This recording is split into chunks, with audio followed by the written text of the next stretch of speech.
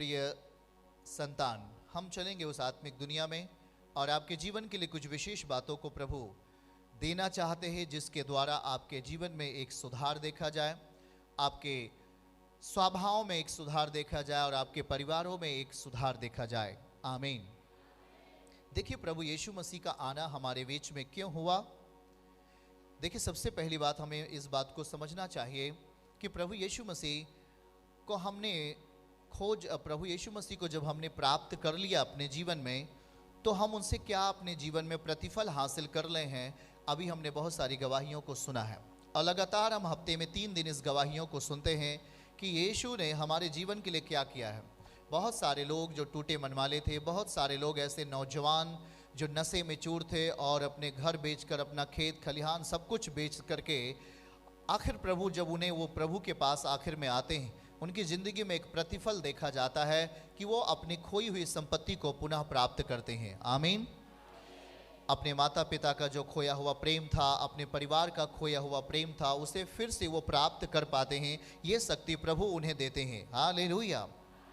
याद रखना है कि हमारे जीवन में जो कुछ प्रभु करना चाहते हैं वो सब कुछ आपके आंखों के सामने होता है। वो कुछ भी छुप कर नहीं करते हैं, क्योंकि वो दुनिया के मालिक हैं, वो बनाने वाले पिता हैं और हम सब उसके बेटे और बेटियां हैं। आमीन। जो उसके साथ इस मीटिंग में बैठा है वो उसके बच्चे हैं, जो नहीं बैठा है वो भी उसके बच्चे हैं। वो उन्हें खोज रहा है, उनके पास वो जा रहा है, उनसे लगातार वो बात कर रहा है और उनके जीवन के लिए एक रास्ता तैयार कर रहा है। हालेलुया। ध्यान से हमें इन वचनों को ध्यान से सुनना है जो आज प्रभु आपको देने वाले हैं।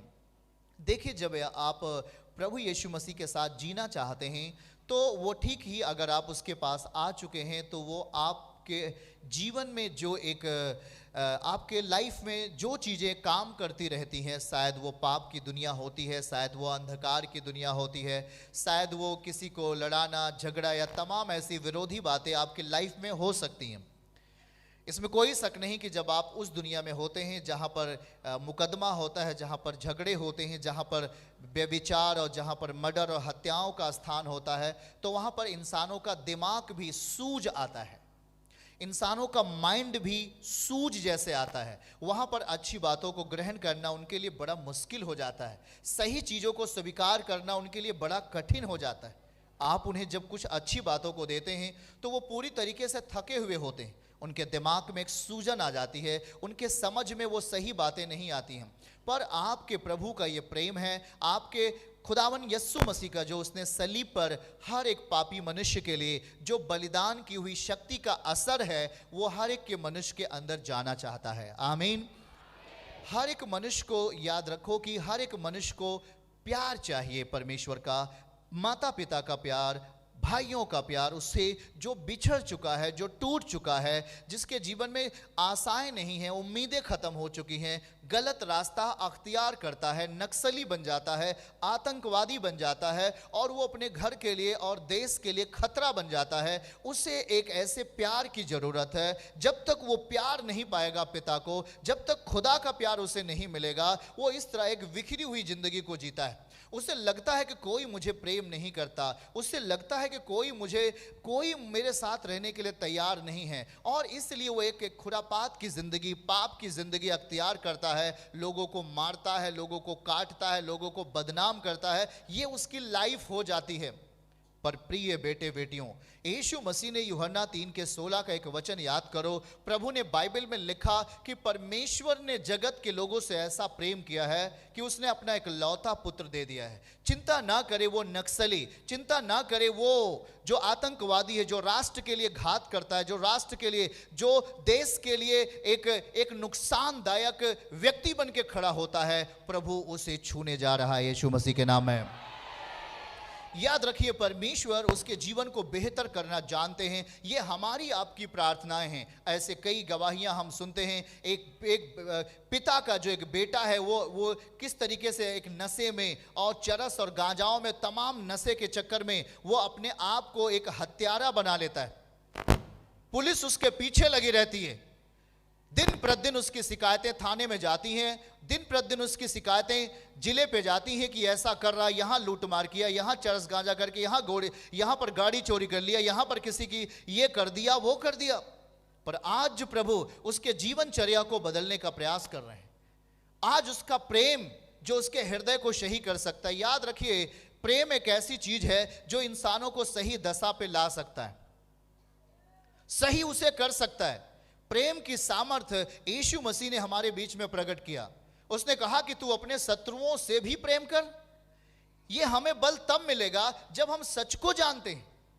आखिर कोई अपने शत्रु से कैसे प्रेम कर सकता है? यह तो पूरा उलट है। अगर आप किसी ऐसे व्यक्ति के पास जाओगे जिसके पास बहुत सारे शत्रु बने रहते हैं, अगर आप उनसे कहो कि भाई आप अपने शत्रुओं से प्रेम करो, तो वो आपको गाली देकर भगा देगा, शायद वो आपकी बातों को नहीं सुन पाएगा।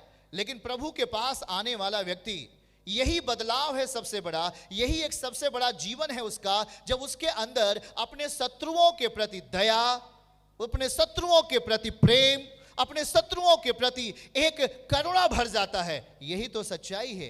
यीशु आपके हृदय को बदल देते हैं। यीशु आपके अंदर से कठोर मनों को बाहर करके आपके हृदय को प्रेम से भर देते हैं। आज एक व्यक्ति जो दारू पी करके रोड पे टहलता था, आज एक व्यक्ति जो अपने माता पिता का मारता था, अपने भाइयों को मारता था, हत्या करने का उपाय करता था, आज वो उसके हाथों में वचन है, आज उसके जुबान पर प्यार है, आज उसकी आंखों में करुणा है, तरस है। किसने कर दिया? तेजी से बोल के बताइए, किसने कर दिया? बोल के बताइए। याद रखना प्रियजन, लोग आपको गाली दे सकते हैं, लोग आपका विरोध कर सकते हैं, पर वो अनजान हैं, उनको सच्चाई नहीं पता कि यीशु मसीह किसी धर्म को बदलने के लिए नहीं आया। नहीं तो मैं अपना धर्म बदला हूं, ना तो मेरे सामने वाले लोग। ये बड़ी मुश्किल है उनको समझाना। जब वो सामने आते हैं तब उन्हें समझ में आता है यार यहां तो कुछ भी ऐसी चीज नहीं। प्रिय बेटे बेटियों, परमेश्वर तो प्रेम चाहता है। वो आपके हृदय का एक ऐसा बदलाव चाहता है कि आप अपने जगहों पर रहिए, आप अपने घरों में रहिए, आप अपने भाई बहनों में रहिए और एक सदा का प्रेम बना के रखिए, एक ऊर्जावान प्रेम बना के रखिए। आज एक नशा करने वाला व्यक्ति अपने बच्चों को छोड़ देता है, अपने पत्नी को मार के भगा देता है। स्थितियां क्या हैं? कोई रिजल्ट सही है क्या? वहां पे देखा जाता है तो एक पत्नी अपने पति पर मुकदमा करती है और फिर पति भी वहां समाधान के लिए कोर्ट में जाता है, हाजिर होता है, डांट पड़ती है, फिर आखिरकार वहां एक झगड़ा। अगर मन का बदलाव नहीं तो पति पत्नी का क्या काम?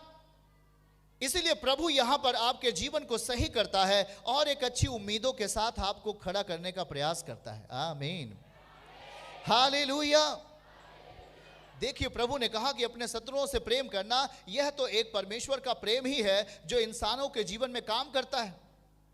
कितना भी प्रयास कर ले, एक गलती करने वाले को माफी देना बड़ा मुश्किल होता है, लेकिन जब आप उसकी सभा में बैठते हो, जब आप उसके साथ प्रार्थनाओं में आते हो, उसके वचन को सीखने का प्रयास करते हो, आपके हृदय में एक सबसे बड़ा बदलाव आएगा। आप अपने शत्रुओं को माफी देंगे। जिससे आपने कभी बात नहीं की, आप उससे बात करेंगे। क्राइम खत्म होगा कि नहीं? बोलो, क्राइम खत्म होगा कि नहीं? हाँ, क्राइम खत्म होगा कि नहीं? बताओ, प्रभु ने हमें क्या समझाया? हम उस वचन को जरा ध्यान से अगर हम पढ़ेंगे, चलिए हमारे साथ इस वचन को देखिए जो आज प्रभु आपको सिखाना चाहते हैं। ओके, चलिए हम पढ़ेंगे इफिसियों 4 अध्याय वचन 17 से। आप उसे ध्यान पूर्वक सुने। इफिसियों 4 अध्याय वचन 17 से। इसलिए मैं यह कहता हूं कि प्रभु में आग्रह करता हूं आपसे, जैसे अन्य जाति लोग अपने मन की अनर्थ रीति पर चलते हैं, तुम अब से फिर ऐसे ना चलो। फिर ऐसे ना चलो, अनर्थ की रीति पर नहीं चलो। वचन 18 पढ़ेंगे। फिर वहां क्या लिखा है वचन 18 में, अगर सही से दिखाना है, क्योंकि उसकी बुद्धि अंधेरी हो गई है, दारू पी करके, गलत लोगों की संगति करके, व्यभिचार को अपने जीवन में धारण करके उसकी बुद्धि क्या हो गई है?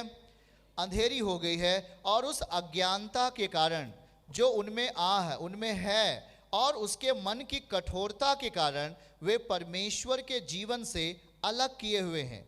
वो प्रभु के जीवन से क्या हो गए हैं? अलग किए हुए हैं। वचन आगे 19 पढ़ेंगे। और फिर क्या हो गए? वे सुन्न हो गए हैं, उनमें कोई दम नहीं है, उनमें कोई प्रेम का, उनमें कोई शिष्टाचार का दम नहीं है। क्या लिखा बाइबल? वो सुन्न होकर के लुच्चपन में लग गए हैं कि सब प्रकार के गंदे काम लालसा से किया करें। वचन 20 पढ़िएगा। पर तुमने मसीह की ऐसी शिक्षा नहीं पाई कि लुच्चपन करो और बेविचार और गंदे काम करो, ऐसी शिक्षा आपने नहीं पाई। फिर क्या लिखा, कैसी शिक्षा पाई?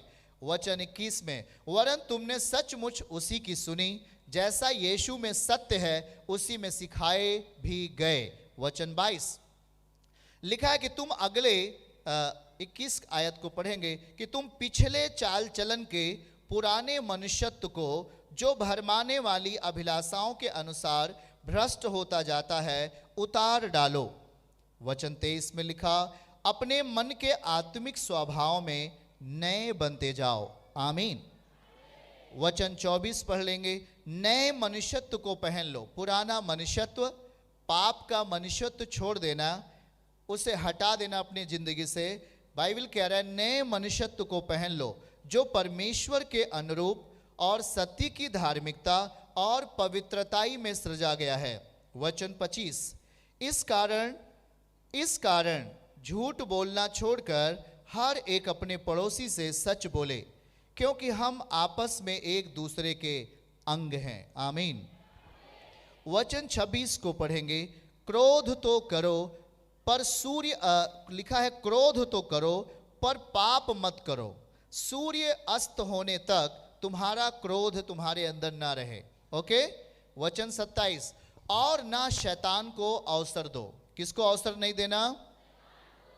एक एक बातों को ध्यान सुनना भाई बहन, शैतान को अवसर नहीं दो। वचन 28, चोरी करने वाला फिर चोरी ना करे, वरन भले काम करने में अपने हाथों से परिश्रम करे। चोरी करके पेट भरना, किसी की निंदा करके पेट भरना छोड़ दो। लिखा क्या है? अपने हाथों से परिश्रम कर, इसलिए कि जो प्रयोजन हो उसे देने को उसके पास कुछ हो। वचन आगे पढ़ेंगे। वचन 29, कोई गंदी बात तुम्हारे मुंह से ना निकले, पर आवश्यकता के अनुसार वही निकले जो उन्नति के लिए उत्तम हो। आमीन। ताकि उससे सुनने वालों के ऊपर अनुग्रह हो। वचन 30 को पढ़ेंगे, परमेश्वर के पवित्र आत्मा को शोकित मत करो, प्रभु को शोकित मत करो, जिससे तुम पर छुटकारे के दिन के लिए छाप दी गई है।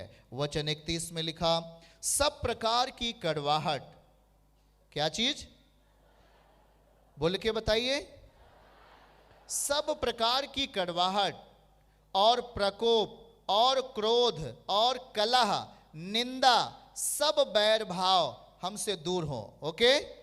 वचन 32 पढ़िए, एक दूसरे पर कृपा करने वाले बने, करुणामयी हो, जैसे परमेश्वर ने मसीह में तुम्हारे अपराध क्षमा किए, वैसे ही तुम भी एक दूसरे के अपराध क्षमा करो। इन वचन के लिए आप धन्यवाद दीजिए प्रभु को। Hallelujah, hallelujah.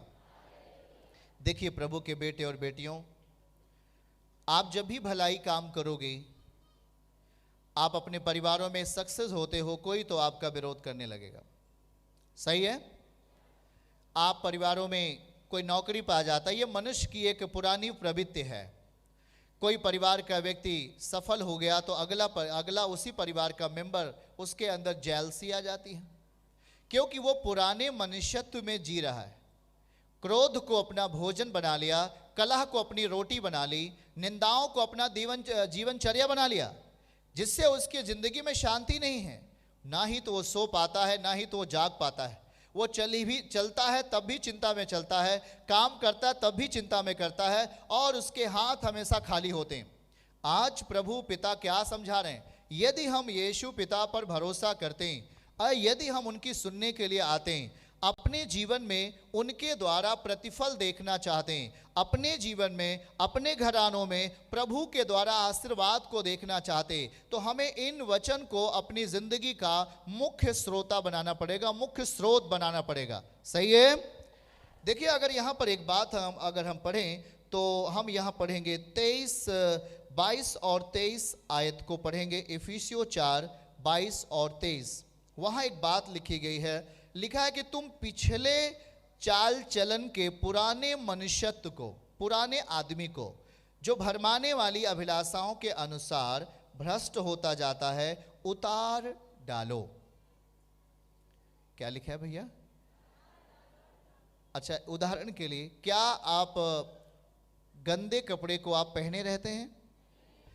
आप जब नया कपड़ा पहनते हैं तो वो जब गंदा हो जाता है तो आप उसे उतार कर सफाई के लिए देते हैं और फिर सफा होने के बाद तब उस कपड़े को पहनते हैं। ठीक है?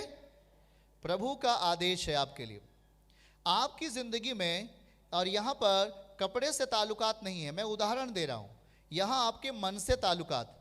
आप जब प्रभु के पास कुछ पाने की इच्छा से आते हैं, आप अपनी जिंदगी में आशीर्वाद पाना चाहते हैं, आप अपने जीवन में दूसरों के लिए या अपने माता पिता के लिए या अपने परिवार के लिए या अपने गांव के लिए आशीष का कारण होना चाहते हैं करके, तब आपको क्या करना पड़ेगा? प्रभु 22 वचन में लिखा है, अपने अंदर से पुराने चाल चलन को, पुराने मनुष्यत्व को, पुराने मनुष्य को जो आपको भरमाता था, पाप में ले जाता था, जो आपको व्यभिचार में ले जाता था, जो आपको लड़ाई झगड़े मुकदमे में ले जाता था, वचन में लिखा है उसे उतार डालना है। क्या करना है? उसे उतार डालना। अब हम उतारेंगे कैसे? वो तो चीज दिखती तो है नहीं, उसे उतारेंगे कैसे? कपड़ा गंदा हो जाता है, उसे हम क्या करते हैं? पर इस मन का जो वस्त्र गंदा हो गया, इस मन का विचार जो गंदे हो गए, यह वस्त्र की नाई इंसानों के अंदर पहना हुआ रहता है, इसे कैसे उतारें? यही तो तरकीब प्रभु आपको बता रहे हैं। आमीन। आप प्रभु पर विश्वास करते हैं, आप जब चर्च में आते हैं, यीशु मसीह की भक्ति करते हैं, आप कहाँ से लोग, बहुत सारे दूर दूर से लोग आए, आप जब प्रभु के सामने आ गए तो यीशु मसीह पर आपने विश्वास किया। क्या किया? आपने क्या किया? आपने विश्वास किया। विश्वास किस लिए किया? ताकि मेरी जिंदगी में आशीर्वाद आए। आमीन। आपने विश्वास इसलिए किया ताकि मेरी जिंदगी आशीर्वादित हो जाए और मेरे अंदर से यह हलचल खत्म हो जाए। आमीन। कौन सी हलचल खत्म हो जाए? एक माँ भी गवाही दे रही थी और एक बहन गवाही दे रही थी, उसको मुंह से ब्लड आना इतना बड़ा समस्या था। हाँ, याद रखिए, आप डॉक्टर के पास जाते हैं, हाँ, आवश्यकता पड़ने पर हमें डॉक्टर के पास चले जाना है, वहाँ कोई गलती नहीं है, जाना चाहिए, दिखा देना चाहिए। पर याद रखो कि वो दिखाई है और उसके मुख से खून गिरना बंद हुआ क्या? वो लगातार अभी रो के गवाही दे रही थी, बहुत ही वो संकट में थी, हाँ, बहुत ही समस्याओं में थी। तो वो जो इस समस्या को लेकर के बहुत दुबली पतली हो गई और उसे लगा कि कोई बड़ी बीमारी का शिकार हो गई। पर याद रखो कि वो किस तरीके से वो परिवार प्रभु के पास आना शुरू किया और अपने अंदर से, अपने जीवन से तमाम बुरे चीज़ों को बाहर किया और इस कारण प्रभु उसके अंदर जा सके। पुराने वस्त्र को निकाल के बाहर किया, वो उतार दिया पुराने वस्त्रों को, नए वस्त्र को धारण किया। अब नए वस्त्र क्या है? शत्रुओं से प्रेम करना एक नया वस्त्र है। आमीन। शत्रुओं से प्रेम करना नया वस्त्र है। अभी पुराने वस्त्र क्या थे? और जो शत्रु है उसे मारना है, उस पर मुकदमा करना है। हमारा शत्रु कोई मनुष्य नहीं है, हड्डी और मांस वाला कोई व्यक्ति हमारा शत्रु नहीं है, ये वचन नहीं सिखा रहा। पर हमारा शत्रु कौन है? बीमारी, गलत आचरण, गलत स्वभाव हमारा क्या है? कोई पूछेगा आपका दुश्मन कौन है, क्या बताओगे भाई? है आपका बैरी कौन है? और जी मेरा बैरी तो ये मेरा बीमारी है कि नहीं? इंसानों के अंदर बीमारी लग जाती, वो हमारा बैरी है कि नहीं है? हाँ, इंसानों के अंदर समस्या आ गया, प्रॉब्लम आ गई, वही हमारा बैरी, क्योंकि वो आपको नाश करता है। अगर बुरे चीजें हमारे अंदर आ गई, बुरी अभिलाषा हमारे अंदर आ गई, बुरे स्वभाव हमारे अंदर आ गए, वो आपको क्या करेगा?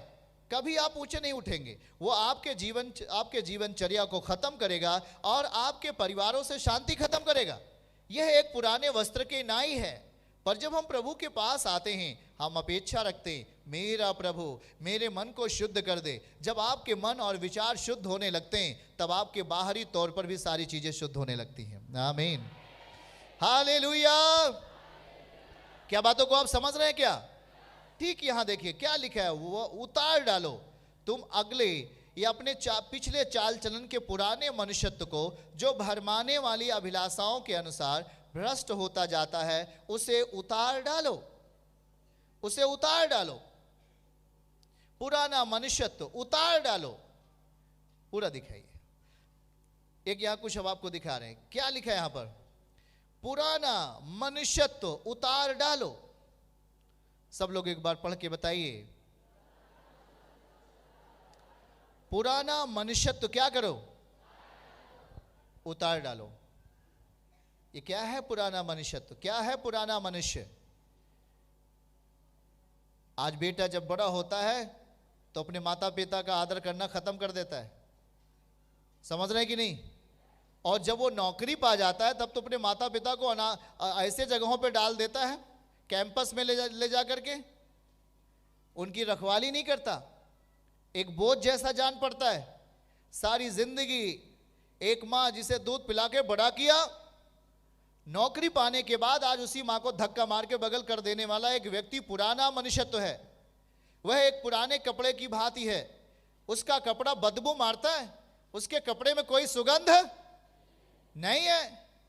प्रभु कहता है, आप 5वीं आज्ञा को ध्यान से पढ़ेंगे, प्रभु कहता है कि तू अपने माता पिता का क्या कर, अरे आदर कर भाई, आदर कर। ये जीवन नहीं है, मार पीट लड़ाई झगड़ा मुकदमा, ये जीवन नहीं है। यह एक पुराना मनुष्यत्व है, इंसानों के अंदर रहता है। आज इंसान प्यार का भूखा है, प्रेम का भूखा है। आज